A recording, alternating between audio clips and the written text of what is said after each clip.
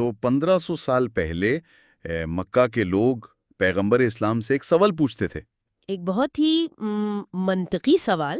بالکل منطقی کہ بھئی اگر آپ واقعی خدا کے پیغمبر ہیں تو کوئی معجزہ کیوں نہیں دکھاتے؟ کوئی ایسی نشانی. ہاں، کوئی ایسی نشانی ہے جو شک کی گنجائش ہی نہ چھوڑے. اور آج ہم اسی سوال کی گہرائی میں اترنے والے ہیں. اور اس کے لیے ہمارے پاس ایک بہت ہی دلچسپ لیکچر ہے مولانا وحید الدین خان کا. جی، اور ہمارا مقصد یہ سمجھنا ہے کہ اس لیکچر کے مطابق مذہب کی اصل روح کیا ہے اور کیوں یہ جو ظاہری معجزے ہیں یہ شاید اس روح کے منافی ہوں. اور اس بات کو سمجھانے کے لیے لیکچر میں جو مثال دی گئی ہے نا وہ کمال کی ہے. اوہو، وہ تو سیدھا آج کے دور کے ذہن پر دستک دیتی ہے. ذرا سوچیں، اگر اس زمانے میں مکہ کی گلیوں میں ایک جدید موٹر کار جس پر لاؤڈ سپیکر لگے ہوں، ہاں، اور وہ آسمان سے ایک معجزے کے طور پر اتر آتی تو کیا ہوتا؟ پہلی نظر میں تو لگتا ہے کہ یہ ایک ناقابل تردید ثبوت ہوتا. بالکل، کون انکار کر پاتا؟ کوئی بھی نہیں. لیکن یہ لیکچر ہمیں بتاتا ہے کہ جس چیز کو ہم سب سے بڑا ثبوت سمجھ رہے ہیں وہی دراصل سب سے بڑی رکاوٹ بن جاتی. اچھا، آئیے اسی نقطے کو تھوڑا کھولتے ہیں. یہ گاڑی والی مثال بظاہر تو کمال ہے. پیغمبر اس میں بیٹھ کر اپنا پیغام سنا رہے ہیں، آواز دور دور تک جا رہی ہے. لوگ حیران ہیں، پریشان ہیں، ایک عجوبہ دیکھ رہے ہیں. تو پھر لیکچر کے مطابق اس کا اصل نقصان کیا ہوتا؟ نقصان یہ ہوتا کہ پیغام کی روح ہی ختم ہو جاتی. روح ختم ہو جاتی؟ کیسے؟ دیکھیں، لیکچر کی دلیل یہ ہے کہ ایسی صورت میں لوگوں کی ساری توجہ خدا کے کلام سے ہٹ جاتی اور اس ٹیکنالوجی کے کرشمے پر لگ جاتی. بالکل. پھر بحث اس بات پر نہیں ہوتی کہ پیغام میں کیا حکمت ہے، بلکہ اس پر ہوتی کہ بھئی یہ سواری بغیر گھوڑے کے کیسے چل رہی ہے. یہ آواز اتنی بلند کیسے ہو رہی ہے؟ جی، یعنی ایک گہرا روحانی پیغام ایک تکنیکی تماشے میں بدل جاتا. یعنی میڈیم میسج پر حاوی ہو جاتا. کیا بات کہی آپ نے! بالکل یہی نکتہ ہے. لوگ پیغام کی گہرائی میں اترنے کے بجائے اس گاڑی کے ڈیزائن، اس کی رفتار اور اس کی آواز کے سحر میں کھو جاتے ہیں. صحیح. تو اس کا مطلب تو یہ ہوا کہ دین کا جو اصل مقصد تھا، یعنی انسان کی سوچ اور روح کو بدلنا وہ تو شروع ہونے سے پہلے ہی ختم ہو جاتا. بالکل. لیکچر کے مطابق خدا کا منصوبہ یہ تھا کہ اس کا کلام انسان کے لیے بصیرت بنے، ایک اندرونی روشنی بنے. یہ کلام انسان کو سوچنے کا ایک نیا زاویہ دے، اسے اچھے اور برے کی تمیز سکھائے اور اس کی روح کو سکون بخشے. ایک ظاہری معجزہ جیسے یہ کار وہ اس پورے عمل کو بائی پاس کر دیتا ہے. جی، یہ ایک شارٹ کٹ کی طرح ہے جو منزل پر پہنچانے کا دعویٰ تو کرتا ہے لیکن سفر کا سارا تجربہ اور سیکھنے کا عمل چھین لیتا ہے. اچھا، اگر دین کا مقصد لوگوں کو ایسے کرتب دکھا کر مروب کرنا نہیں تو پھر یہاں سے یہ سوال پیدا ہوتا ہے کہ آخر دین ہے کیا؟ جی، اگر یہ ظاہری مظاہروں کا نام نہیں تو اس کی اصل حقیقت کیا ہے؟ اس لیکچر کی روشنی میں لیکچر اس کی ایک بہت دلچسپ تعریف پیش کرتا ہے. وہ کہتا ہے کہ دین کوئی غیر فعال تماشا نہیں ہے جسے آپ بس بیٹھ کر دیکھیں اور متاثر ہو جائیں. ٹھیک ہے. بلکہ دین ایک فعال ذہنی اور روحانی عمل ہے. فعال ذہنی اور روحانی عمل، یہ جملہ سننے میں تھوڑا بھاری لگتا ہے. اس کا عملی مطلب کیا ہے؟ اس کا مطلب یہ ہے کہ انسان خدا کے کلام پر دھیان دے، اسے غور سے پڑھے، پوری توجہ سے سنے اور پھر اس پر سوچیں. ہاں، گہرائی سے سوچے، یعنی تدبر کرے. یہ ایک ایکٹیو پروسیس ہے، پیسیو نہیں ہے. تو کیا اس کا مطلب صرف کتاب پڑھ کر اس پر غور کرنا ہے یا اس میں کوئی عملی قدم بھی شامل ہے؟ یہ بہت اچھا سوال ہے. اس کا مطلب صرف غور و فکر کرنا نہیں، بلکہ اس غور و فکر کے نتیجے میں اپنے اندر ایک تبدیلی لانے کی کوشش کرنا ہے. اچھا. یہ ایک اندرونی سفر ہے جس کا آغاز سننے اور سمجھنے سے ہوتا ہے اور اس کی منزل انسان کی شخصیت کی مکمل تبدیلی ہے. تو اس کا مطلب یہ ہوا کہ اصل معجزہ باہر نہیں بلکہ انسان کے اندر رونما ہوتا ہے. بالکل. اور اسی لیے لیکچر کہتا ہے کہ ایک دیندار شخص کی پہچان اس کے دیکھے ہوئے معجزے نہیں بلکہ اس کی اپنی ذات میں پیدا ہونے والی تبدیلیاں ہیں. جی ہاں. اگر ایسا ہے تو اس لیکچر کے مطابق وہ کون سی خصوصیات ہیں جو اس اندرونی تبدیلی کی نشاندہی کرتی ہیں؟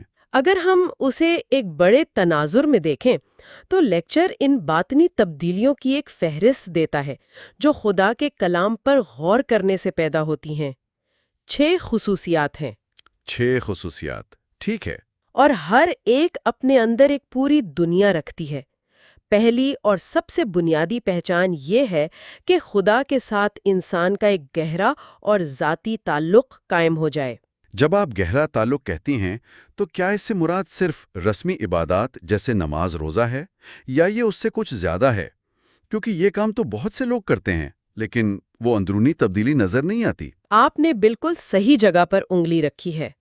لیکچر کے مطابق یہ تعلق رسمی عبادات سے کہیں آگے کی چیز ہے۔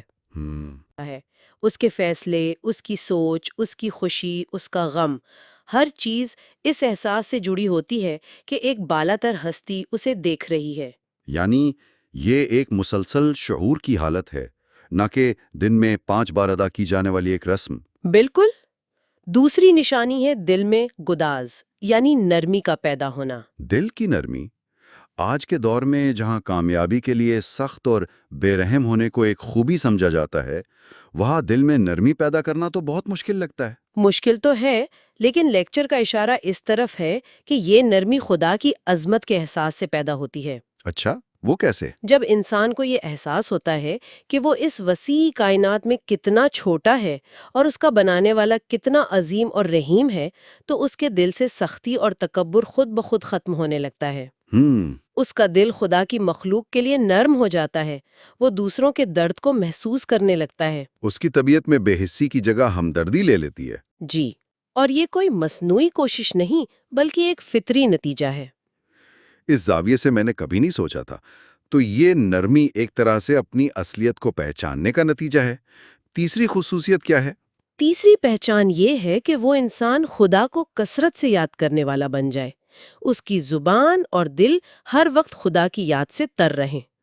اب یہاں بھی وہی سوال ہے، یہ یاد صرف تسبیح کے دانوں پر کچھ الفاظ دہرانے کا نام تو نہیں؟ نہیں، بالکل نہیں۔ کیونکہ یہ بھی تو ایک مشینی عمل بن سکتا ہے۔ انسان تسبیح پڑھ رہا ہو اور دماغ کہیں اور گھوم رہا ہو، یہ تو خود ہی قسم کی غفلت ہوئی۔ بہترین نقطہ۔ لیکچر کے مطابق حقیقی یاد یا ذکر کا مطلب ہے کہ زندگی کے عملی معاملات میں خدا یاد رہے۔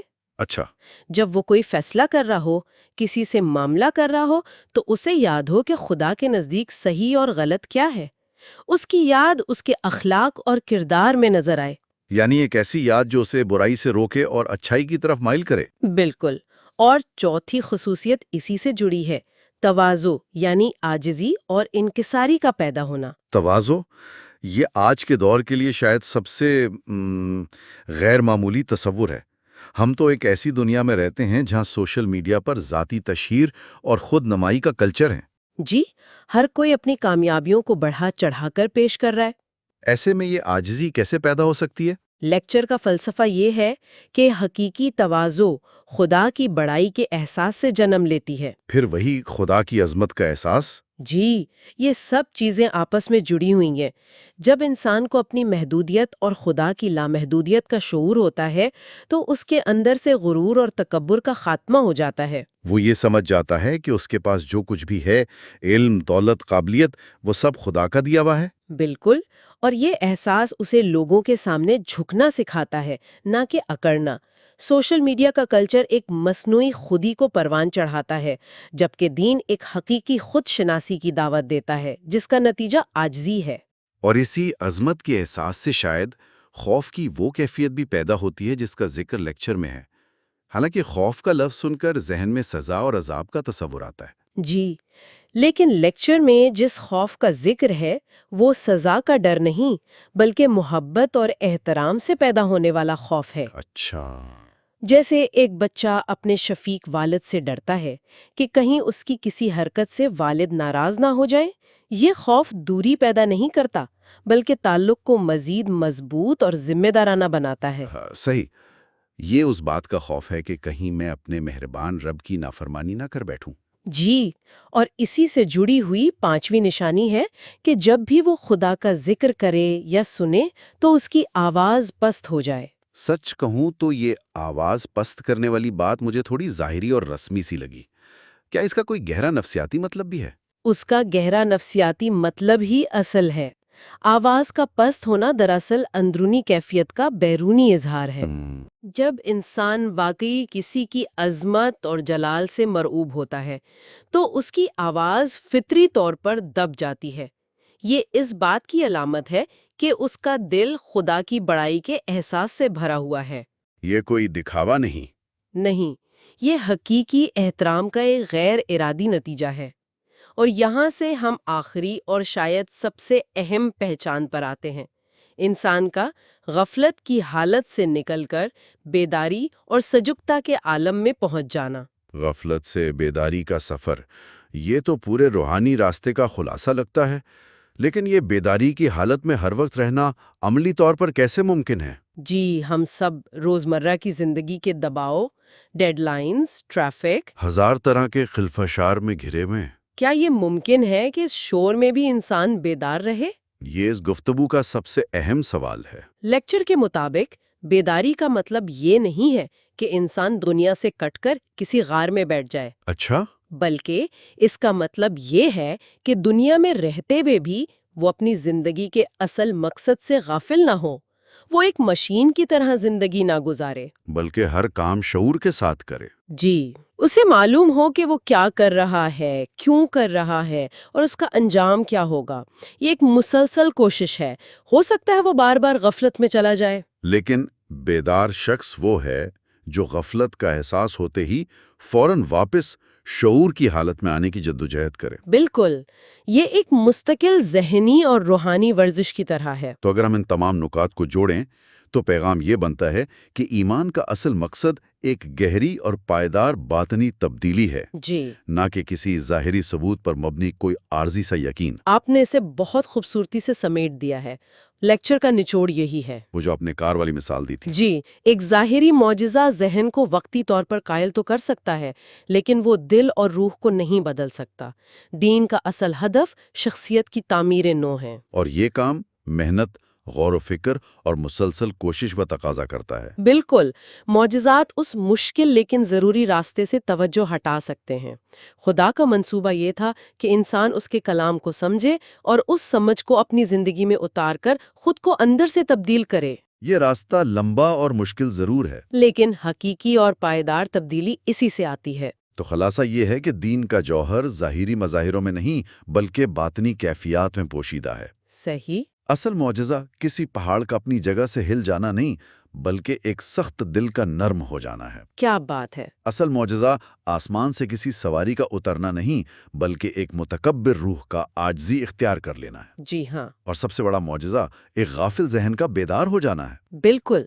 اصل معجزہ خود انسان کی اپنی ذات کے اندر رونما ہوتا ہے جب وہ خدا کے کلام سے جڑتا ہے، اور یہ وہ تبدیلی ہے جو کسی بھی بیرونی معجزے سے کہیں زیادہ طاقتور اور دیر پا ثابت ہوتی ہے۔ یہ واقعی ایک گہری اور سوچنے پر مجبور کر دینے والی گفتگو رہی۔ ہم نے دیکھا کہ مولانا وحید الدین خان کا لیکچر ہمیں مذہب کی ظاہری شکل سے ہٹا کر اس کی حقیقی روح کی طرف متوجہ کرتا ہے، اور وہ روح غور و فکر اور باطنی تبدیلی میں چھپی ہوئی ہے، اور یہ ہمیں آج کے دور کے ایک بہت بڑے چیلنج کی طرف لے جاتا ہے۔ جی، اور ہم چاہیں گے کہ سننے والے اس سوال پر خود بھی غور کریں۔ مولانا وحید الدین خان کا لیکچر گہری توجہ اور غور و فکر کو ایمان کی بنیاد قرار دیتا ہے۔ آج کے دور میں جہاں ہر طرف ڈیجیٹل دنیا کی چمک دمک، سوشل میڈیا کا شور، معلومات کی بھرمار، ایک مستقل خلفشار اور تماشے کی کیفیت۔ بالکل، اس کیفیت میں ایک انسان اپنے اندر ویسی گہری توجہ کیسے پیدا کر سکتا ہے جسے یہ لیکچر حقیقی تبدیلی کے لیے لازمی قرار دیتا ہے؟